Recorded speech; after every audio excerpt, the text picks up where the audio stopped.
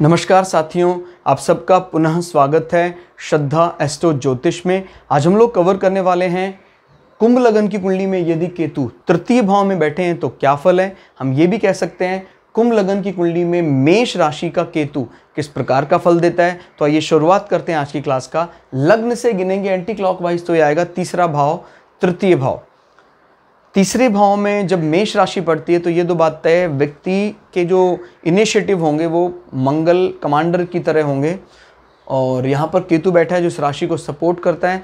ये व्यक्ति बिना ज़्यादा संवाद के बहुत अच्छी इनिशिएटिव लेगा, ज़्यादा अपने मुंह मिठो नहीं बनेगा कि मैं ऐसा कर सकता हूँ, मैं वैसा कर सकता हूँ। कम शब्दों में डायरेक्ट ये एक्शन पर बात करता है, मतलब माने एक्शन पर ये काम करेगा।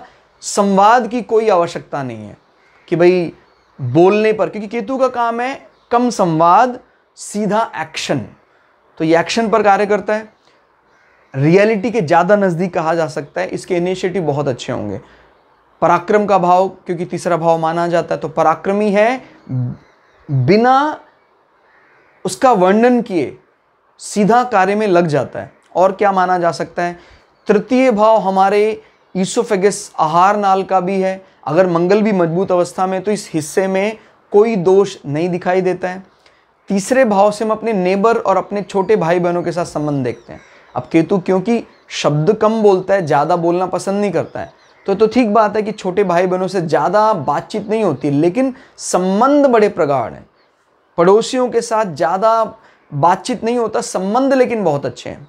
नेबर उसकी रिस्पेक्ट करते हैं, रिगार्ड करते हैं। और ये ध्यान रखने का किस प्रकार का रिगार्ड रहेगा वो एक नंबर से पता लगता है। एक अनुशासित व्यक्ति की तरह उसका रिगार्ड करते हैं कि ये कमांडर की तरह अपने जीवन में नियमों का पालन करता है, तो इस प्रकार से उसका रिगार्ड करते हैं।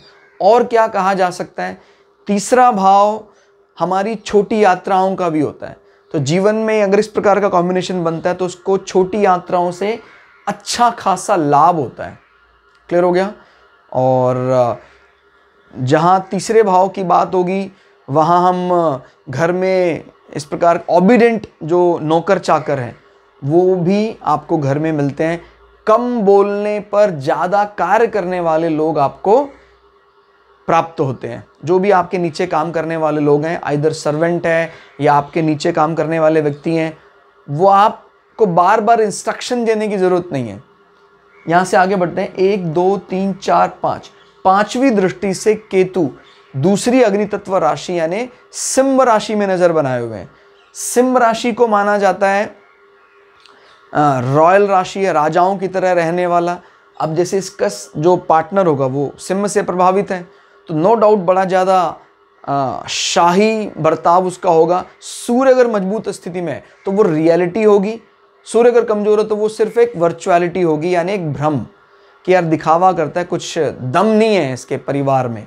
तो वो हम यहाँ से देख सकते हैं कि घर का मालिक किस स्थिति में है और उसमें कौन कौन दृष्टियाँ डाल रहे हैं। अब ये जो दृष्टि डाल रहा है वो पॉजिटिव है, तो व्यक्ति सूर्य अगर बली है निश्चित रूप से वो व्यक्ति एक अच्छे परिवार से ताल्लुक रखता है और वो ज़्यादा दिखावा भी नहीं करता। कि केतु का सिंपल एक ही मंत्र है, संसार से विरक्ति। और अगर अच्छी राशियों में तो सांसारिक रूप से उसका हमेशा सदैव फायदा मिलेगा। अग्नि तत्व राशियों में, जल तत्व राशियों में सामान्यतः फायदा मिलेगा। पृथ्वी तत्व और वायु तत्व में भी फायदा मिल सकता है। सिर्फ हमें यह देखना है कि उसके साइड का प्लैनेट, यानी जो डार्क साइड है, अंधकार पक्ष है, उसका साइड का प्लैनेट यानी शनि शुक्र बुध उसको सपोर्ट करने के लिए वहां आ जाए तो फिर वो वायु तत्व में भी और पृथ्वी तत्व में भी अच्छा फल देगा। और वो आपको पता है कि वायु तत्व राशियाँ कौन सी हैं और पृथ्वी तत्व राशियाँ कौन सी हैं। तो ये अभी दूसरी अग्नि तत्व राशि में भी फल को अच्छा करने का काम कर रहा है, कुजवत केतु। क्लियर हो गया। हालांकि कई लोगों के दिमाग में आता है कि सर ये तो मंगल वाली भावना रखता है तो कैसे अच्छा फल दे रहा है। याद रखिएगा, मंगल वाली भावना डिट्टो मंगल नहीं है, ये कोई कमांडर नहीं है, लेकिन कमांडर के कुछ गुण इससे मैच करते हैं। बलिदान हो जाने वाली भावना देश के प्रति जो मंगल के पास है वो इसके पास भी है। तो इन गुणों में वो सेम है, बाकी उसकी कोई कॉपी नहीं है मंगल की है। तो ये बात समझनी है। 7वें हाउस से हम इंटरनल सेक्सुअल ऑर्गन को भी देखते हैं। अगर सूर्य मजबूत अवस्था में है, केतु की दृष्टि पड़ रही है, तो इस प्रकार का कोई रोग दिखाई नहीं देता है। आगे बढ़ते हैं 5, 6, 7। 7वीं दृष्टि को हम काउंट नहीं कर रहे हैं। सिर्फ इतना ध्यान रखना, यहां केतु है तो यहां राहु है। राहु सामान्यतः अकेले बैठे इस वायु तत्व राशि में अच्छा फल देता है। शनि के साथ भी आ जाए तभी भी अच्छा फल देगा, क्योंकि वो है ही शनि के समान। फिर हम आगे बढ़ते हैं 8, 9। 9वीं दृष्टि एक एकादश भाव में लगा रहा है केतु। तो एकादश भाव होता है जीवन में प्राप्तियों का या गेन्स का। तो जीवन में कहीं ना कहीं तीसरा हाउस रिस्पॉन्सिबल है उसके जीवन में, यानी कम्युनिकेशन इंडस्ट्री, छोटे भाई बहनों से प्राप्तियां दिखाई देती है। और केतु इस राशि में भी सपोर्टिव माने जाते हैं सांसारिक दृष्टि से। तो आपके बड़े भाई बहनों के साथ भी आपके संबंध अच्छे होंगे।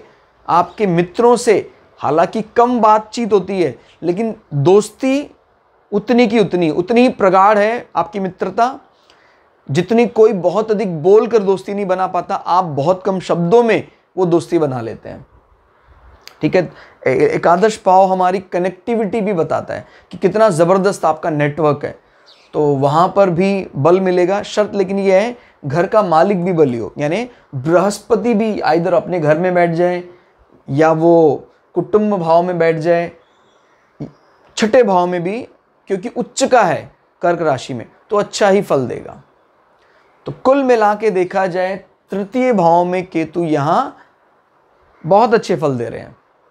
आज की क्लास में इतना ही। क्लास आपको कैसी लगी कमेंट करके जरूर बताइएगा। मिलते हैं अगली क्लास में, तब तक के लिए जय श्री भगु पराशरा, जय श्री शुक्राचार्य, नमस्कार।